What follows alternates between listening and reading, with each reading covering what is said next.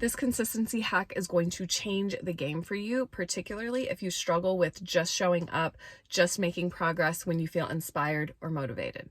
And it is simply to spend time with your project. This means your book, your planner, your program, your content, your sales page, whatever that is for you. Spend time with it. Here's what that looks like in real life. Instead of deciding that you're going to wait until you feel inspired or motivated to return to that program or project, what you're going to do is put 30 minutes on the clock, set a timer, and you're going to spend time with your sales page or with your book. And in that time, you can read through it, you can edit it, you can brainstorm additional ideas, you can add to it if you have, more information, or you can simply sit and look at it. Now, the sitting and looking at it doesn't seem like it's going to do much, but if you do this over a course of a week, 30 minutes a day, by the end of that week, you are going to have contributed so much more in that project, right? In that book or your sales page than you probably had in the last month because you didn't wait to be inspired or motivated.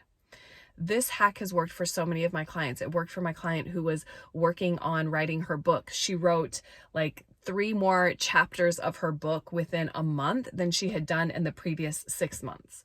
I've used this with clients who are adding to their business and really wanting to expand their showing up or their visibility in their business. So they spend 30 minutes a day in showing up or writing their content, and it shows in the number of clients that they've booked, and it shows in the number of leads that they've connected with. This works because momentum matters. And if you're waiting around for inspiration or motivation, you may be SOL, shit out of luck, right? Because it kind of depends on your circumstance. But when you decide to practice in this way, decide to spend time with it, then you're in control and you take all the pressure off of what you actually have to produce in that time frame. Now, I also want to add one more piece to this.